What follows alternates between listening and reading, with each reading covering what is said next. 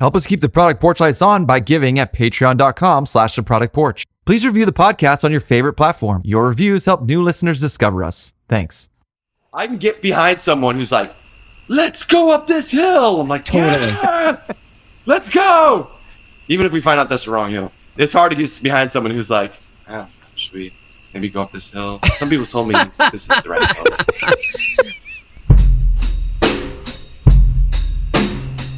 Welcome to the Product Porch with Joe Golly, Ryan Cantwell, and me, Todd Blockier. Our topic today is how to identify a great leader and what to do if you don't have one. Now settle in, folks, because on the Product Porch, every topic is a product topic.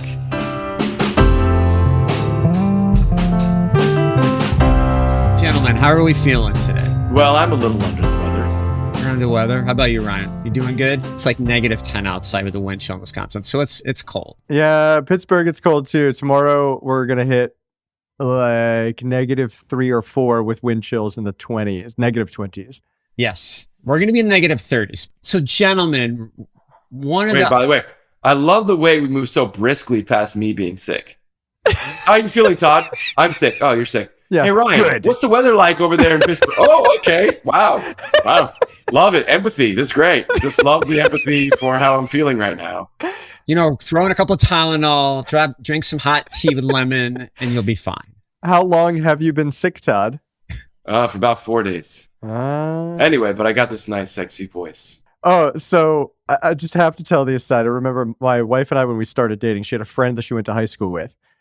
And there was a day they looked forward to. It was the day of the cold, after they had a cold and they were recovering, when they sounded the sexiest. I thought it was the most ridiculous thing I ever heard, but there you go. All right, Joe. That's okay. All right. One of the biggest challenges we have today as product managers when we're looking for new jobs is how do we identify a great product leader? And it's made me think about my own experiences many moons ago. And I'm not going to name the company or the leader because I think everything happens for a reason. But here's the scenario. I am in my career. I'm growing as a product manager and I joined this company. Product leader he's younger than me. He tells me on the first day, he goes, Joe, your job is to tell IT what to build. That's their job. You, on the business side, identify the problem or the feature, and then you work with the business analyst to build the user stories, and that's their job. As the both of you can both imagine, that went over like a lead balloon with my friends in IT.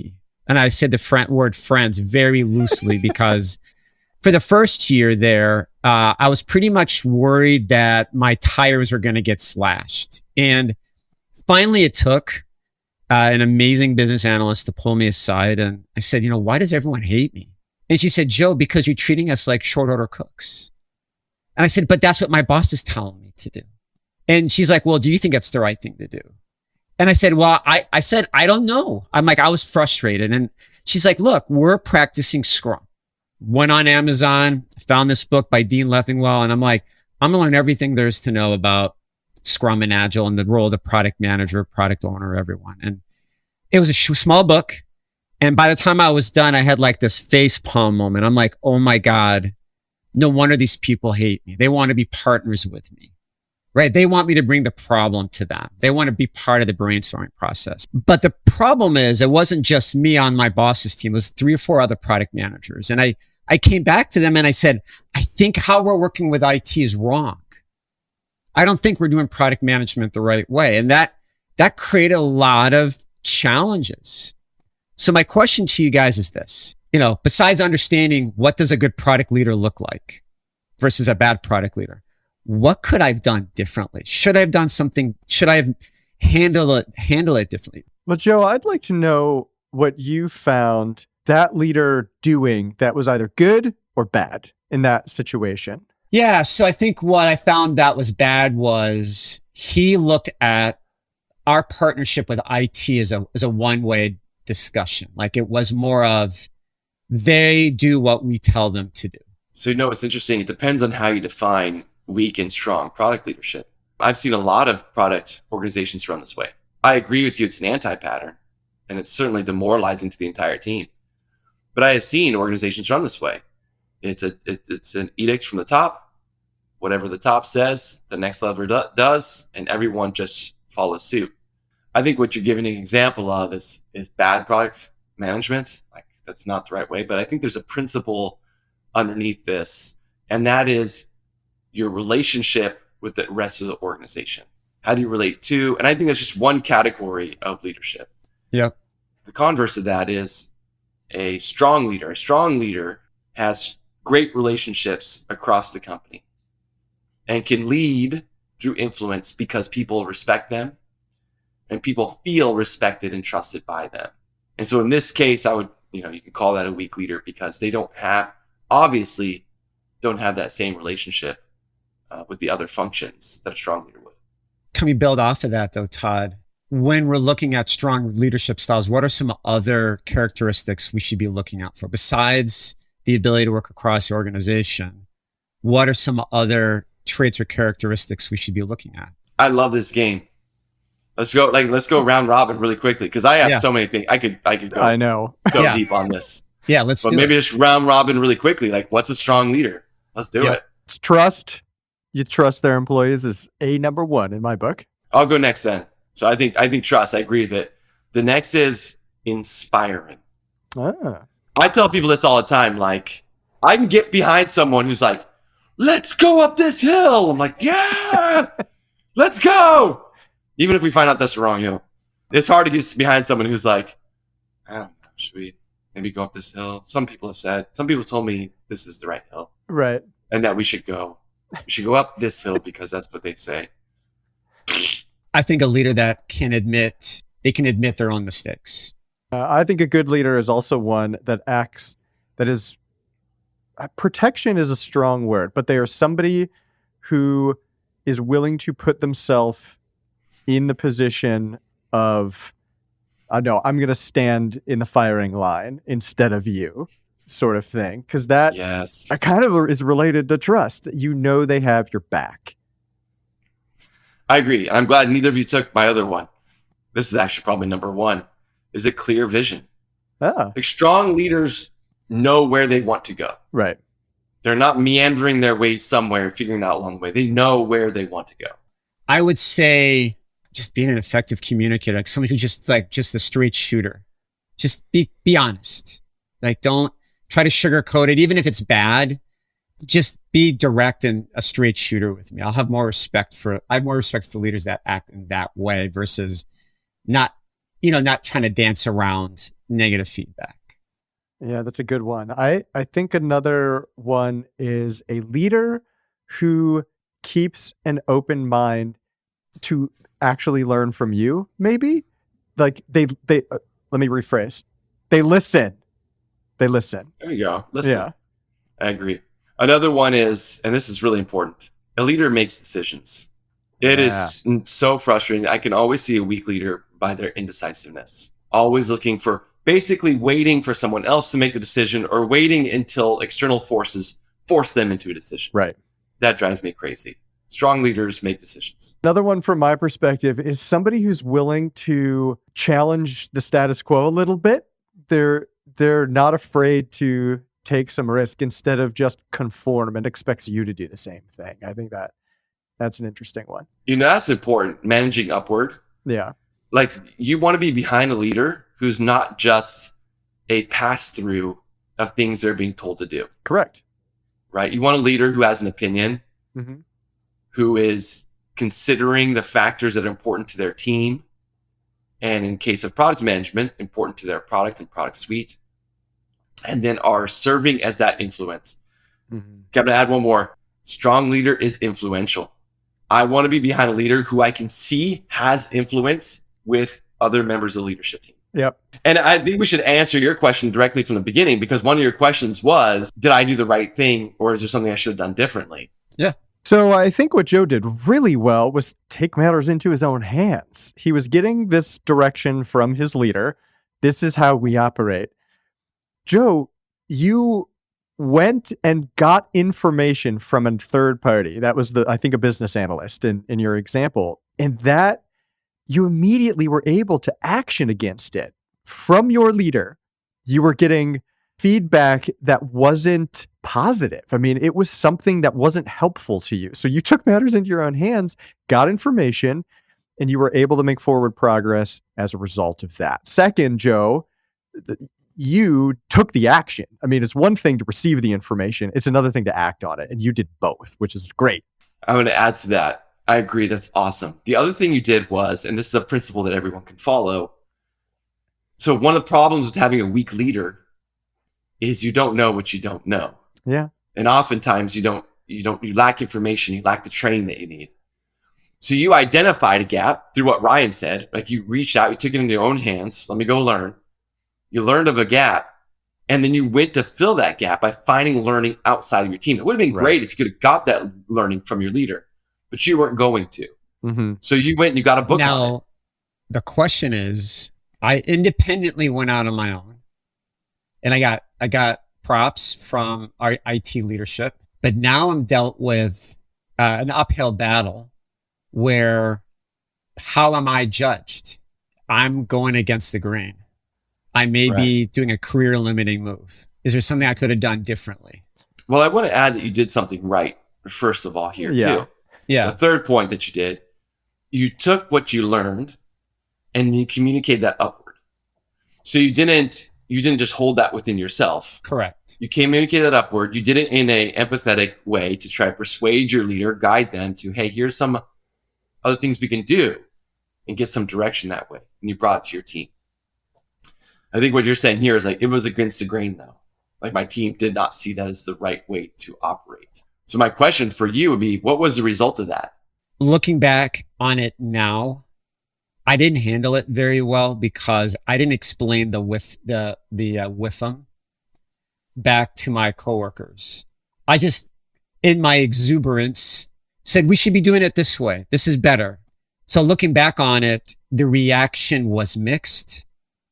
And I partially blame myself because I didn't set the why. Like they didn't have the motivation or the desire to want to change because they didn't recognize the value for themselves. So it was met with a little bit of, it was met with some apprehension.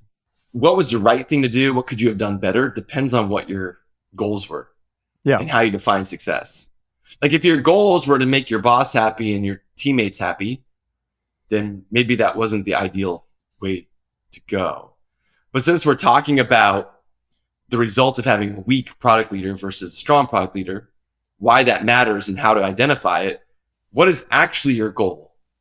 What goals should you have? Or what, maybe Joe, you can even answer this, or Ryan, maybe you can answer this. Like, what goals should you have when you work under a weak leader? But now, I want to clarify, Todd. Are you asking about a shared goal with you and your leader, or a personal goal that you should bring I'm to the saying a table? personal goal. Okay. I have some strong opinions. Maybe I should hit you with one of mine first, so then you can react to it and add your own. Let me just say this, like, positioning is very important to me. Okay. I understand that how I'm positioned leads to the future of my career. Yeah. It leads to future success at the company, promotions, raises. It leads to whatever happens next. It leads to which products I work on, which companies I have access to, all those kind of things. So positioning is important. So when I find myself under a weak leader, I'm already nervous. I can see the risk of this could be career limiting for me. I can see that I could get burnout. I could be disconnected from what really matters, and I could just be down. So I see that there are opportunity for that. And so usually one of my main goals is, if I'm under a weak leader, okay, how do I still get myself aligned to some things that matter despite being under this leader? Or I might also think, like, how do I continue to grow? Because I now realize I'm under a leader I'm not going to grow under, but I still need to grow. How do I continue to grow despite being under this leader? So those are a couple examples of goals that I would have in mind if I was in Joe's situation. Yeah, I think those are great goals. And what I want to talk about is a little bit how to do that. When that's awesome. I'm talking about things with my leader in this situation, I want to provide him some evidence, because I feel strongly, this is a Ryan thing, that people look for people like them. And if you're not like them, they don't like it. So, and your boss is no exception to that. They're going to say, this is how I would act. You act that way. That's how I'm going to tell you to do it. So we need to maybe show how you achieved the same impact in your unique way. It's important for you as an individual to get strong at that, to communicate the impact that you're having. It's also important, whether you're successful or not, kind of depends on the other side. of the equation, which is your leader, how receptive they are to you kind of like laying it out like, look, this is how I'm going about the end to get to the end. It might be a different path than you take, but this is how I do it.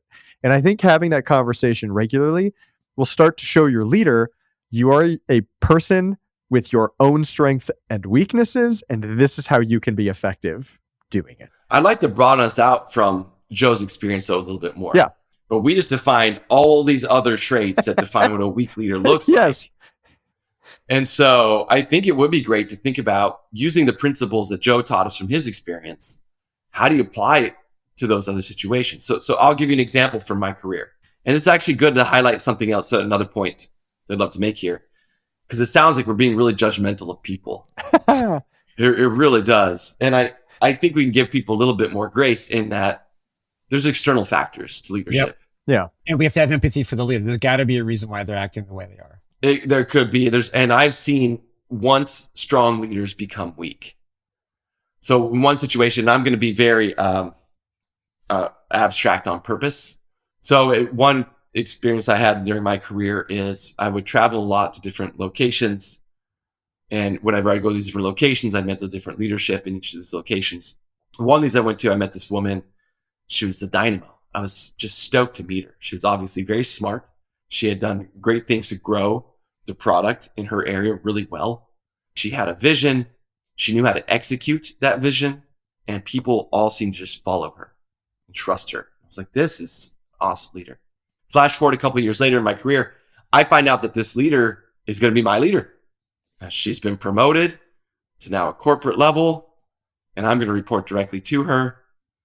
And I'm excited. I was so excited. Unfortunately, it didn't work out very well. And a lot of that's because she immediately had to adopt the vision of her direct manager. And his vision was so maligned that it was literally maligned on television. That's how bad his vision was. But she had to follow that vision. She was also put in a position where she lacked some skill sets. So like she's moved from something that was much more content focused to something a little more business focused. And there was an obvious, there's some things that she needs to learn. And she didn't get that space to come up to speed in that learning. And then she was given based on that vision, some clear objectives, and she went right into executing them in a way that was demoralizing for our entire team. So unfortunately, I had to see this once strong leader become a really weak leader. And eventually, then that story is, eventually I just left.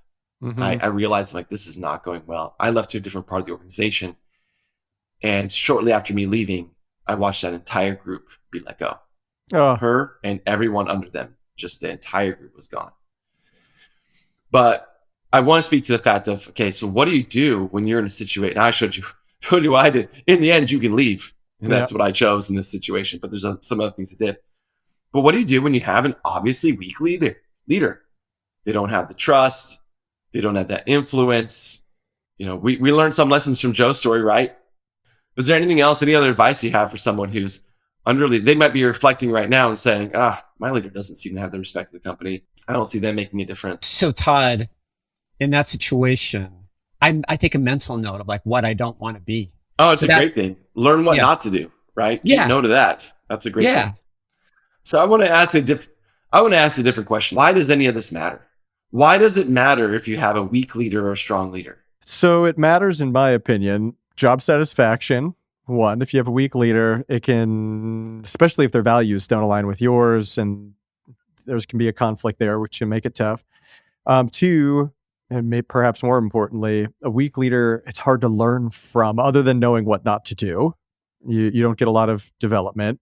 And under a weak leader, you might not experience the same success. Todd, why does it matter to have a great leader? Because the more people respect you, the bigger opportunities, the bigger your net's going to be in terms of your career growth. Well, when you report to someone who gets respect, so let's think of it the other way. Let's look at it top down. So you have your top leader, and under this top leader, whatever this depends on the size of the organization. So small organization could be CEO and their leadership team. Really large organization, it could be the department president and then their leadership team, whatever this is. But you have this group of leaders. The group that's going to get the resources is the group whose leader is the most respected. When you're on a team that doesn't have that kind of a leader, someone that people don't listen to, doesn't seem to influence, your team's going to shrink, your resources are going to shrink. Mhm. Yeah. And the worst case scenario is what happened in that story that I told. The worst case scenario is that your group goes away completely. Yep. Yeah. Because they don't see any value in you. That's something that we didn't mention in our a strong leader examples. A strong leader is also good at selling the impact of their team. Right. Make them organization. valuable. So what can you do when you have a weak leader? You have to control what you can control. Irrespective of my leader, I'm going to make sure that I'm a great communicator. I'm going to make sure I build strong relationships. I'm going to make sure that I recap. I'm going to make sure I do I do coffees with people, or I have one-on-ones with them on a quarterly basis. Like, I'm going to do whatever I need to do to at least build my own. I go back to Todd's. I'm going to make sure I'm positioned in the right way. Right. That's what I'm not going to go complain to their boss, right? I'm not going to do anything negative, because then I'm kind of tied to that individual. So I'm going to position myself as a great communicator, a good team player, inspire, like all the things that we've talked about on this podcast. I'm going to make sure I can control what my narrative or my positioning in the organization. I want to respond to Joe, because I think we've talked a lot about what you should do. I love that he started talking about what you shouldn't do. I was going to say, going over their head is the worst thing you can do. Totally. Yeah, I was going to make the joke and say, Joe, you used mine, but in the wrong way. My response would be sabotage. That is what I would do. Don't do that. That's the most sinister thing I think I've ever heard you say, Ryan Cantwell. Don't sabotage. Don't sabotage. Don't sabotage. Don't do it.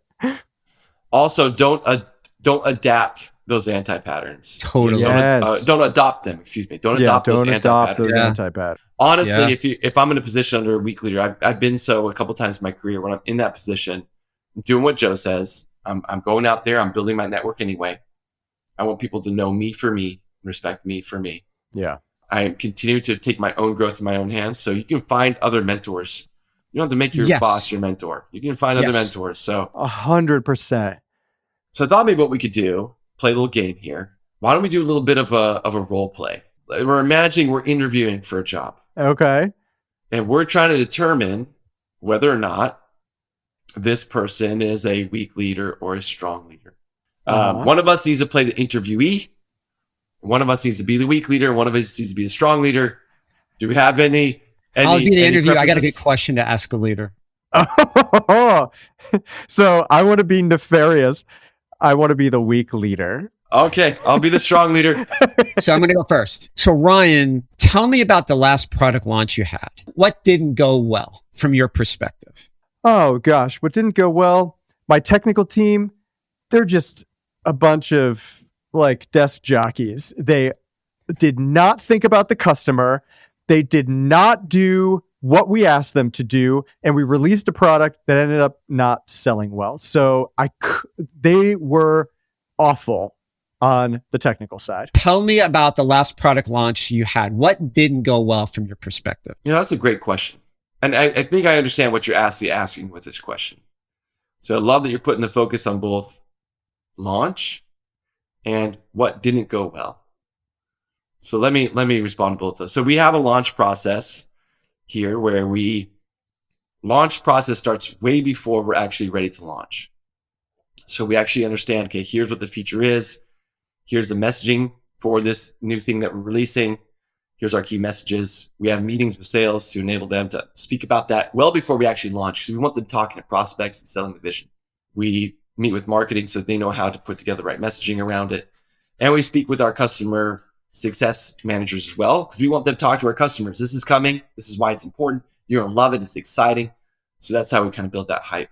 Once we release, we notify both internally and externally. Here's what we released, and we go with that messaging along with it. Love the process. It's not perfect yet. Most recently, what we've done wrong is when we were releasing, we realized, oh shoot, we need to get this other thing in there if we can. And so we kind of snuck something in, and it didn't follow that process. And because it didn't, it felt like the key messaging wasn't there. our customer success managers didn't know how to talk about it the way they have in the past. And they've come to rely on the resources that we provide to them. So this is something didn't think went well. That required me to go to this customer success team and apologize. Sorry, all of you. I hate when I make someone else look bad. That's on me. So we had to go apologize for that. And then we had to go back and talk with engineering. Okay, how do we do this next time to make sure that we don't sneak something in like that? We're working on that now. On a side note, I fully expect Todd's LinkedIn inbox to be completely full with job applicants after this podcast. Okay. All right. So let's bring it back up. So when we look at the two different answers, right? Ryan being the weak leader, Todd being the strong leader. What did Ryan do? Ryan deflected. He blamed somebody else. He took no accountability.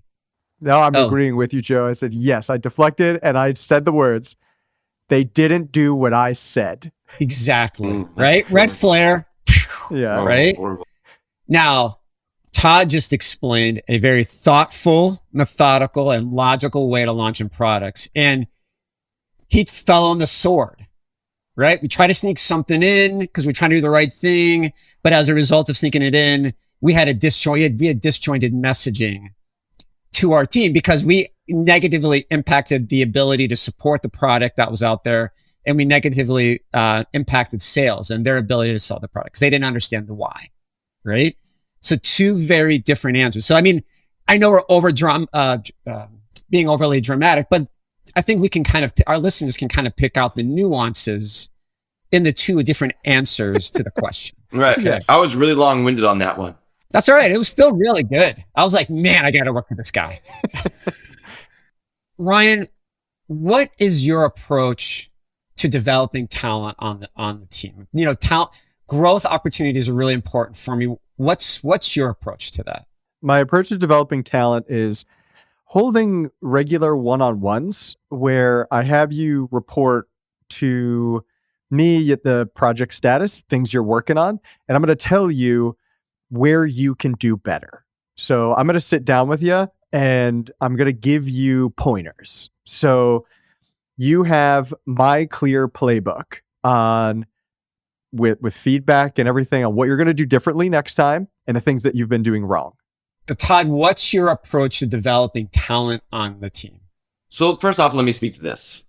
I don't like to create a bad role. So I'm only creating a role. I've done it in the past in my career. I hated myself for it. So I will only create a role if I know there's growth opportunity. I'll also only hire someone if I know they can grow in that role. This is where that thing of it's very important not to hire someone who is overqualified. And that reason is I know they might be miserable in it and I don't want that. So I'm looking for someone who is, good enough to do this job, the right kind of person, can grow. And then also will find that enjoyment in the job itself. Now, how I ensure that we continue to grow, it depends specifically on your goals. So I need to know who you are. You need to understand what your spikes are and where you want to go. And then I'm happy to coach along the way. Here's how we get to there. Here's how we get to that point.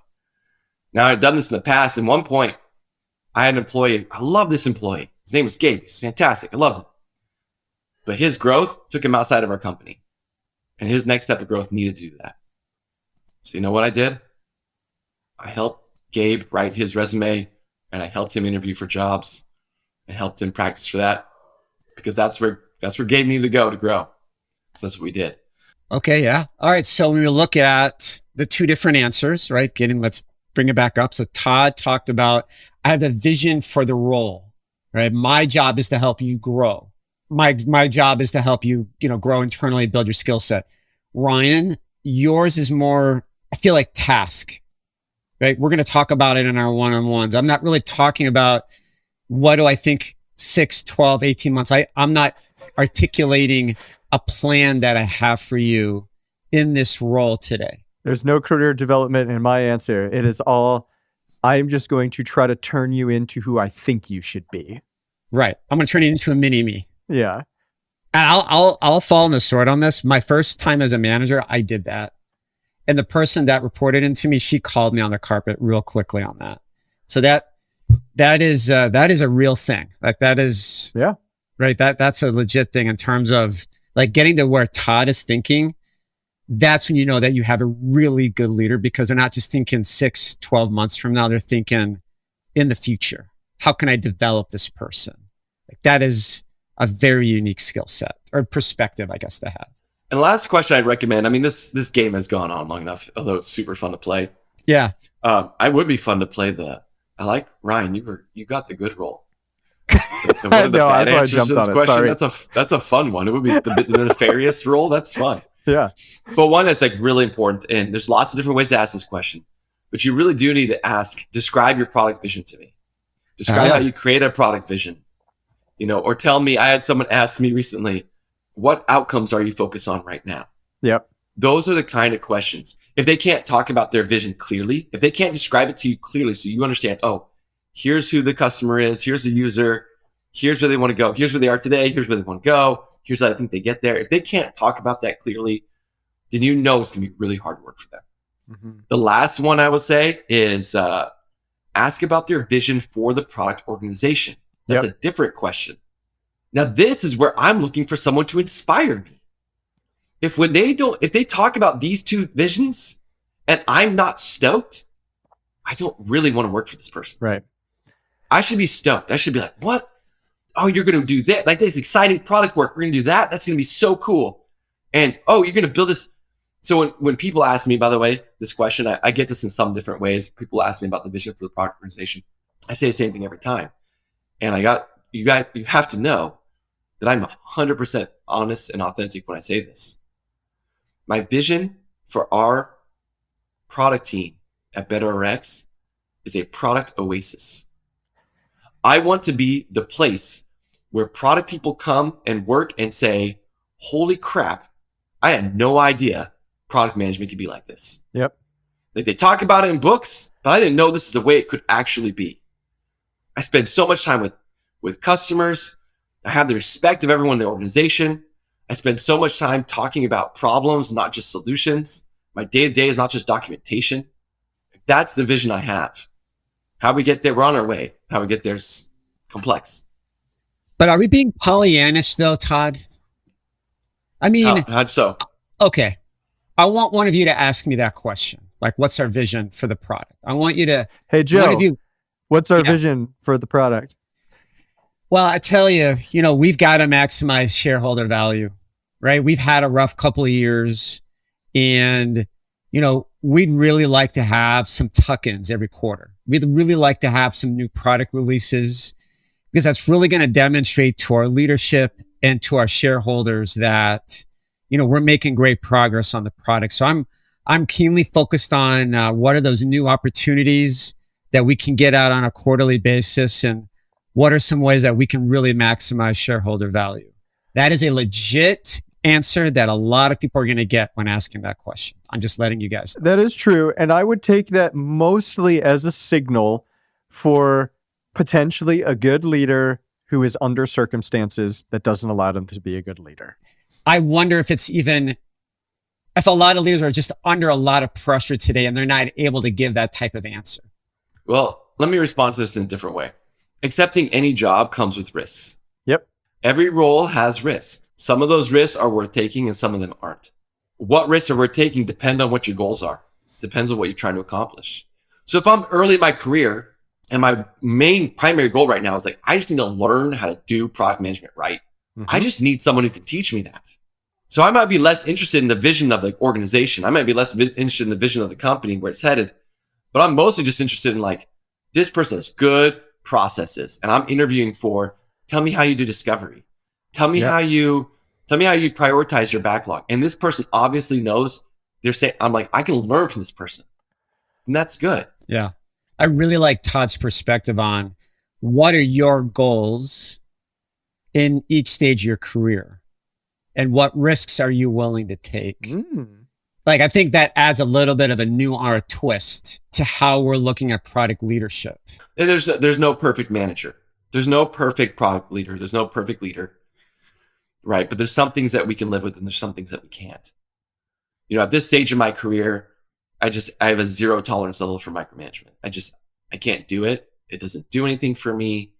It's pointless to me. Earlier in my career, there were times when I was okay with that. Like, that didn't matter as much.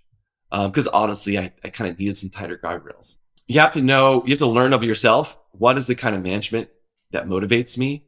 And some of the mistakes that we make, I think, is trying to think we're going to get everything from any one experience. Right. But we're never going to get everything. But like, I'll speak for myself in coming here to my current job.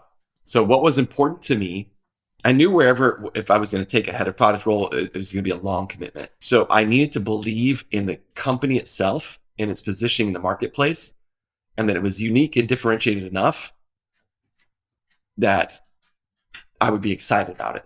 That was the first time in my career that was ever a criteria for my job. And in terms of the manager I worked with, what was important to me was that they were going to empower me to determine how we operate as a product organization. Again, head of product. I want to be able to say, this is how we do the job. And I don't want anyone to tell me we do product different. I'm not putting up with that if I'm the head of product. Right. Just something to keep in mind is like, what's the criteria for where you are now? And how do you recognize that leader? I'm still learning how to be a senior level leader. And I needed a good example of that.